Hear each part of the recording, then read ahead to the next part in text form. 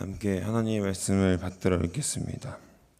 그 후에 유대인의 명절이 되어 예수께서 예루살렘에 올라가시니라. 예루살렘에 있는 양문 곁에 히브리 말로 베데스다라는 못이 있는데 거기에 행각 5이 있고 그 안에 많은 병자, 맹인, 다리 젖는 사람, 혈기 많은 사람들이 누워 물의 움직임을 기다리니 이는 천사가 가끔 못에 내려와 물을 움직이게 하는데 움직인 후에 먼저 들어가는 자는 어떤 병에 걸렸든지 낫게 되밀어라. 거기 38해 된 병자가 있더라. 예수께서 그 누운 것을 보시고 병이 벌써 오래된 줄 아시고 이르시되 내가 낫고자 하느냐. 병자가 대답하되 주여 물이 움직일 때에 나를 못에 넣어준 사람이 없어 내가 가는 동안에 다른 사람이 먼저 내려가나이다.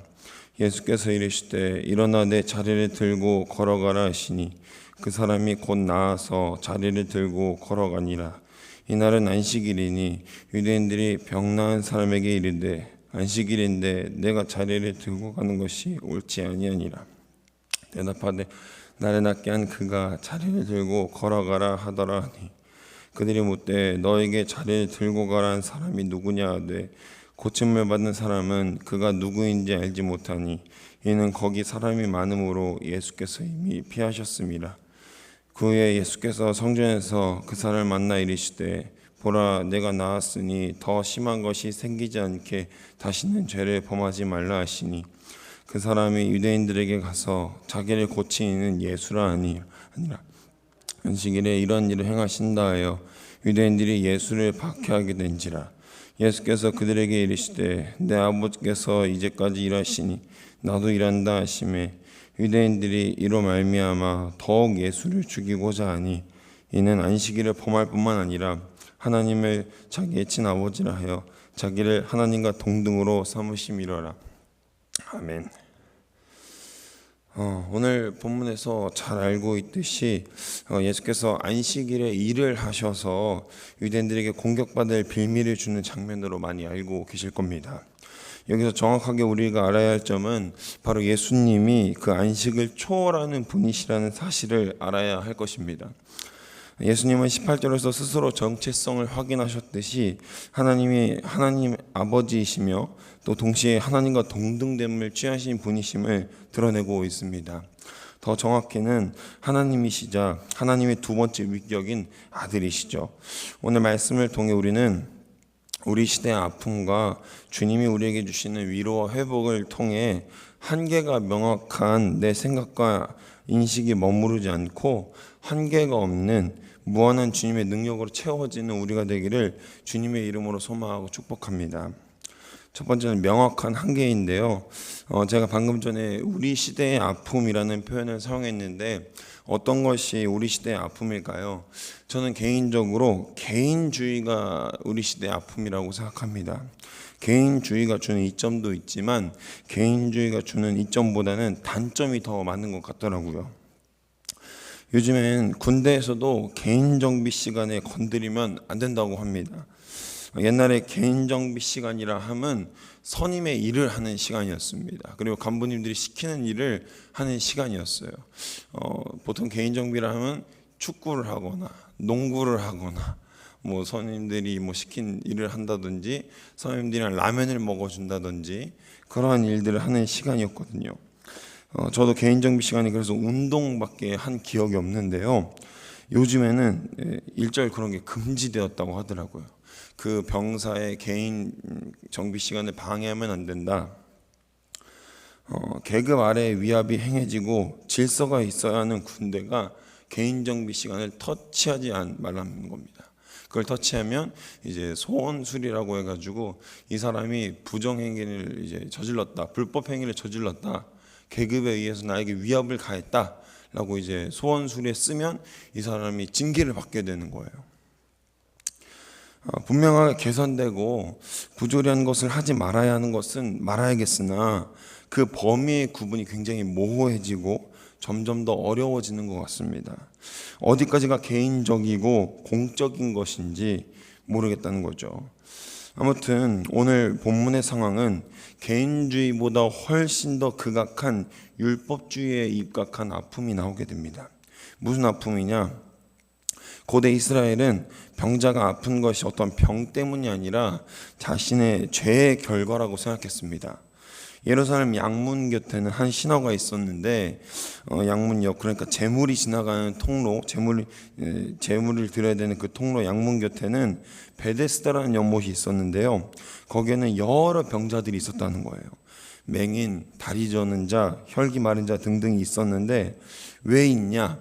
천사가 가끔 무채 내려와서 물을 움직이게 하는데 그때 먼저 들어가는 자는 어떤 병이든지 낫는 그런 전설이 있었던 것입니다. 그런데 거기에 딱 38년 된 병자가 있는데 예수께서 그 병자를 보고 딱 말씀하십니다. 네가 낫고자 하느냐? 그가 대답하죠. 물이 움직일 때마다 나를 못채 넣어준 사람이 없어서 내가 다른 사람이 들어가는 동안에 내 순서가 참 번번이 뺏깁니다. 근데 영어 번역에서는, 한글 번역에서는 나를 도와준 사람이 없어서 정도로 들릴 텐데요. 영어 번역으로 보면 이것을 나를 도와주는 이가 단 한 사람도 없어서라고 번역하고 있다는 것입니다. 그 어떤 이도 어떤 사람도 이 사람을 도와주지 않은 것입니다. 여러분, 이게 바로 율법주의와 또 개인주의가 낳은 아픔이 아닐까 합니다. 저 사람은 죄를 지어서 그런 건데 내가 뭘 도와줘? 난 제사장도 아닌데. 저 사람은 나 아니어도 도와줄 사람이 있을 거야. 그런 지가 벌써 몇 년이 되었다는 것입니까? 그런 지가 벌써 38년이나 되었다라는 것입니다. 우리는 때때로 우리가 잘 알고 있는 것이라 해도, 아니 100% 확신하고 있는 것이라도 가끔은 다시 점검하고 되돌아볼 필요가 있습니다. 내 생각과 인식을 뛰어넘을 수 있는 용기가 있어야 할 줄로 믿습니다. 그 38년 된 병자는 일평생 아무도 도와주는 이가 없이 그 시간을 혼자 견뎌내야 했습니다. 그리고 그리스도를 만나고 그의 인생은 드디어 변화하게 됩니다. 38년 동안 혼자 견디던 그 시간에 주님이 찾아오셨을 때 그는 예수께서 일어나서 내 자리를 들고 걸어가라 라는 말씀에 곧 일어나서 그 자리를 들고 걸어 나가게 되는 것입니다. 할렐루야, 할렐루야. 주님이 우리 삶에 오시면 우리 삶은 변화합니다. 그 변화를 두려워하지 마시기 바랍니다. 이전에 좋은 것도 좋았고 온 힘을 다해 쫓았던 것도 주님이 우리 마음에 오시면 더 이상 중요하거나 혹은 대단한 문제가 아니게 되는 것입니다. 사랑하는 여러분, 주님을 만나시기 바랍니다. 우리 마음에 있는 아픔과 슬픔, 또 여러 가지 어려운 상황과 환경도 주님께서 아십니다. 주님의 때에 속히 일하실 것을 믿으며 거룩한 확신과 소망으로 바로 서야 할 줄로 믿습니다. 세상 사람들은 개인주의와 또 유대인들은 어떤 것 때문에요? 율법주의로 인해서 그 사람이 개인적으로 해결해야 하는 죄사함의 문제로 생각했기 때문에 그가 자신들이 감당할 문제가 아니라고 생각하고 안일하게 그 문제를 내버려 뒀습니다. 우리는 다 이해할 수 없고 다 깨달을 수 없는 하나님의 섭리가 우리 가운데 역사해야 될 줄로 믿습니다. 그가 누군지 어떤 이름을 가지고 있는지는 우리는 모릅니다. 그러나 적어도 베데스다 연못 근처에서 38년이라는 긴 세월 동안 아파하다가 주님을 만난, 주님의 또 다른 증거가 된 그 사람을 우리는 알고 있습니다. 그가 오늘날 우리에게 주는 교훈은 무엇입니까? 예수님을 만나면 내 삶이 변화하는구나. 우리의 아픔이, 나의 상처가 치유가 되는구나. 나도 만나야겠다. 나도 만나고 싶다. 라는 소망을 또 품게 되지 않습니까? 사랑하는 여러분, 오늘 이 시간 우리의 단순한 생각과 인식을 넘을 수 있는 거룩한 용기와 담대함을 달라고 결단하며 기도로 주님을 소망할 수 있는 우리가 되기를 주님의 이름으로 소망하고 축복합니다. 한계를 넘은 사람에게 아직도 한계를 넘지 못한 유대인들이 말하고 있습니다. 안식일인데 당신이 자리를 들고 가는 것이 옳으냐? 옳지 않다 라고 그를 제지합니다. 그러자 그는 11절에서 나를 낳게 해주신 분이 나더러 자리를 걷어가지고 걸어가라 하셨다라며 그는 앞으로 나아갑니다. 여기에서 우리가 안타깝게 여길 것은 이 병자를 고친 사람이 누구인지 그 어떤 유대인도 궁금해하지 않는다는 것입니다. 그가 어떤 제사장인지 능력이 있는 선지자인지는 전혀 궁금하지 않고 오직 안식일에 그런 일을 한 사람이 누구냐? 누가 안식일에 감히 이런 일을 했는지가 그들은 관심사였습니다. 정말 어리석은 일이죠. 병자가 자신의 병을 고쳐준 이가 누구인지 알게 되고 그분이 예수라는 것을 사람들에게 알렸을 때 사람들은 예수를 보고 예수를 궁금해하고 예수께 경배드리고 예수에 관심이 생긴 것이 아니라 오히려 그를 박해했습니다. 왜 안식일 일을 하냐고. 우리는 삶을 살아가면서 정말 때때로 어리석은 사람들을 많이 만납니다. 자신의 고집과 아집에 치우쳐서 뭐가 뭔지 전혀 모르는 사람들을 만나게 됩니다. 자신의 한계에 부딪혀서 그 정도밖에 생각을 못하는 사람들은요, 어떤 논리와 어떤 설득으로도 납득시키지 못합니다. 왜냐하면 생각이 멈춰 있거든요. 애써 설득하려 하지도 그들과 싸우려 하지도 마십시오. 긍휼히 여겨주시길 바랍니다. 스스로 깨닫고 돌이키는 삶의 찰나가 반드시 있을 것입니다. 그 시간이 와서 주님의 뜻으로 행할 수 있게 해달라고 중보해 주시기 바랍니다. 전에 있던 교회에서 지휘자가 없어서 제가 잠깐 지휘를 했던 적이 있습니다. 이 팔자에도 없던 지휘를 하려고 하니까 굉장히 어렵더라고요. 몇 달을 열심히 연습해서 지휘를 했고요. 그리고 이제 굉장히 이제 지휘가 익숙해질 찰나에 어느 날이었습니다. 성가대실 문이 퍽 하고 열리는 거예요. 무슨 일이지요? 네, 그분이 문제의 그 집사님이 들어오시더라고요. 남자집사님이 저한테 손가락질 하시는 거예요. 네가 하나님이야? 그러면서 이제 갑자기 대뜸 아무 사건도 없이 네가 하나님이야? 그러면서 이제 뭐 동물 새끼도 찾고 이제 뭐 숫자도 좀 찾고 이렇게 말씀하시더라고요. 제가 어떻게 했을까요? 나가서 이제 한사발을 했을까요? 네. 아니죠. 다른 대원분들은 다 저를 걱정하셨어요. 전사님 어떡하냐고, 전사 어떡하냐고. 저는 정말 하나도 동의하지 않았습니다. 괜찮다고, 집중하시라고, 연습에 집중하시라고, 이제 우리 예배 올라가야 된다고, 연습하시라고. 자신의 생각과 맞지 않을 때 저런 과격한 행동을 하실 수 있다. 그리고 이렇게 저는 대원들을 달랜 이후에 아무 일 없다는 듯이 올라가서 저는 지휘를 했고 예배를 무사히 마쳤습니다. 나중에 이유를 알고 보니 제가 성가곡을 정할 때 찬송가를 많이 안 하고 복음성가랑 CCM을 해서 자신이 은혜가 안 돼서 그랬다는 겁니다. 사랑하는 성도 여러분, 이런 분들에게, 이런 류의 사람들에게 긍휼함을 가지길 소망합니다. 지금도 세계 곳곳에는 많은 이들이 아파하고 신음하고 굶으며 그리스도를 모르면서 하루 끼니를 걱정하고 하루 일거리를 생각하며 쓰레기 더미를 뒤지는 사람들도 있고요. 많은 어려움들이 있는 이들이 많이 있습니다. 그들도 중요하죠. 그런데 저는요, 이런 분들이 훨씬 더 불쌍합니다.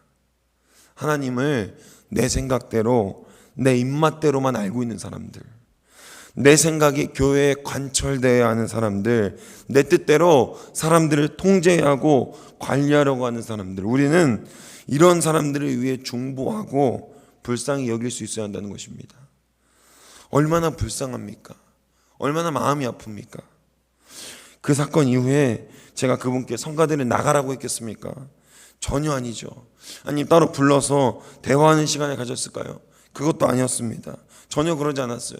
그 다음 주도 아무 일 없었다는 듯이 우리는 성가대를 했고 예배를 했습니다. 자신을 손가락질하고 욕하는 자들에게 따뜻한 손과 따뜻한 마음을 전할 수 있다면 그것만큼 하나님이 기뻐하시는 일이 어디에 있을까요?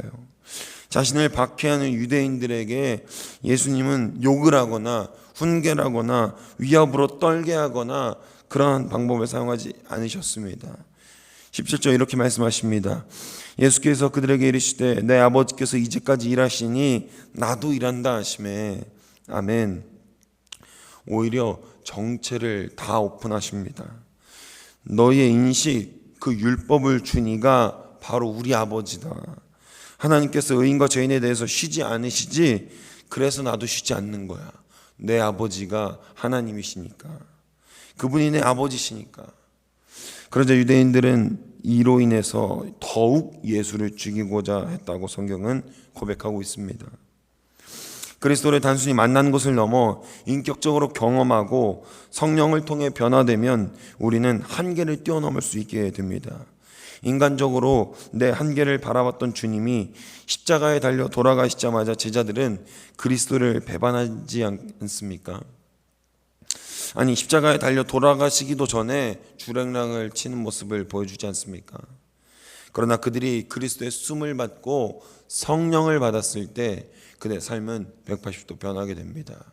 예수 그리스도의 이름을 위하여서, 예수 그리스도의 복음을 위하여서 능히 나의 목숨도 전혀 아깝지 않은 것으로 여기고 하나님 앞에 내어놓습니다. 우리의 모습이 한계를 초월하는 믿음을 통해 주님의 능력을 소유하기를 간절히 소망합니다. 원수를 사랑하며 그리스도의 이름을 위하여 내 모든 것을 내놓을 수 있는 우리 모두가 되기를 주님의 이름으로 소망하고 축복합니다. 오늘 말씀 정리하려고 합니다. 사랑하는 여러분, 오늘 우리는 말씀을 통해 뼈아픈 이 시대에 아픔이 있다는 것을 한 번 더 깨닫습니다. 4차 산업혁명 시대로부터 AI부터 여러 가지 우리 삶에 편의를 주는 것과 이로운 것들이 많이 생겼습니다만 우리가 여전히 잊지 말아야 할 것은 여전한 내 생각, 내 한계로 인해서 제대로 된 주님을 보지 못하고 주님의 길로 가야 함에도 불구하고 주저하고 멈춰 있는 자들이 있다는 것입니다. 우리는 주님을 아는 자들로서 주의 말씀과 복음을 알고 주님께서 친히 이 땅에 종의 형체를 가지고 오셨으나 그는 근본 하나님 본체이심을 믿는 우리는 이제 한계를 뛰어넘어 그리스도께로 나아가야 할 줄로 믿습니다. 아니, 그리스도께서 홀로 가신 그 길을 우리도 걸어 나가야 할 줄로 믿습니다. 변화를 두려워하지 마십시오. 주님이 주시는 것, 주님이 무엇보다 원하시는 변화를 통해 새롭게 됨으로 하나님이 선하시고 기뻐하시고 온전하신 그 뜻이 무엇인지 깨달아 알 수 있는 우리 모두가 되기를 주님의 이름으로 소망하고 축복합니다. 요한복음 6장에서 예수께서 가버나움으로 가셨을 때 거기에 있던 제자들이 묻습니다. 우리가 어떻게 하나님의 일을 할 수 있습니까? 그러자 예수께서 이렇게 말씀하십니다. 29절 제가 읽습니다. 예수께서 대답하여 이르시되 하나님께서 보내신 이를 믿는 것이 하나님의 일이니라 하시니. 아멘. 하나님이 보내신 뜻과 그 계획을 믿는 것, 그리고 그것이 바로 하나님의 일이고 우리가 한계에 도달하는 것을 넘어 뛰어넘는 일이 될 것입니다. 우리의 능력은 우리의 재능과 능함이 아니라 오직 믿음뿐인 줄로 믿습니다. 믿음만이, 정말 믿음만이 우리의 능력이 되어서 하나님 뜻으로 그리스도가 이 땅에 사랑으로 오셨듯이 우리도 그 사랑으로 모든 것을 초월할 수 있기를 다시 한 번 더 주님의 이름으로 소망하고 축복합니다. 우리 주변을 둘러보십시오. 얼마나 기도할 일들이 많습니까? 우리 마음 가운데 내 마음을 한번 돌이켜 보십시오. 얼마나 우리가 결단하고 또 그리스도께서 우리를 변화시켜줘야 되는 모습들이 많이 있습니까? 그 모든 상황과 환경 가운데에서 하나님께서 허락하시는 것과 주님께서 우리에게 주신 그 능력을 통해서 모든 것을 우리가 감당하고 모든 것을 이기며 모든 것을 주님의 뜻대로 변화시킬 수 있는 우리가 되기를 주님의 이름으로 소망하고 축복합니다. 기도하겠습니다. 사랑해 주님 감사합니다. 오늘 이 시간 우리가 말씀을 통해서 이 시간 온전한 깨달음이 얻기를 원합니다. 주님께서 우리에게 하셨듯이 우리도 주의 말씀을 따라 온전한 사랑을 가지고 나아갈 수 있게 하여 주옵소서. 주님, 너무나도 부족한 이 시대 가운데 너무나도 뼈아픈 이 시대에 간극이 있는데 우리가 그리스도의 사랑으로 그 간극을 줄이고 그리스도의 온전하신 뜻으로 그 간극을 완전히 메꿀 수 있는 우리 더없는 교회가 될 수 있도록 역사하여 주시옵소서. 우리 가운데 아픔이 있는 자들을 위해 기도합니다. 내 한계에 내 인식, 내 고집, 내 집착 때문에 정말 제대로 된 그리스도를 보지 못하고 하나님을 만나지 못하는 이들이 아직도 많이 있습니다. 인격적인 하나님 만날 수 있도록 성령으로 역사하셔서 우리가 하나님만 온전히 따라갈 수 있도록 아버지 붙들어 주시옵소서.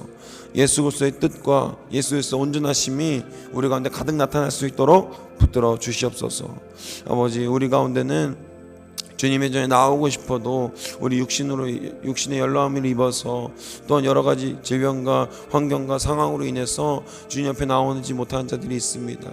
아버지, 그들에게 참 평안과 참 회복을 허락하셔서 기쁨으로 주님의 전에 나올 수 있도록 그들의 모든 상황과 형편과 그들의 몸과 건강을 주님 지키시고 보호하여 주셔서 기쁨으로 정말 아무 근심 걱정 없이 그 근심 걱정도 주님 앞에 내려놓을 수 있는 거룩한 믿음과 결단을 우리 더운동교회에 허락하여 주시옵소서.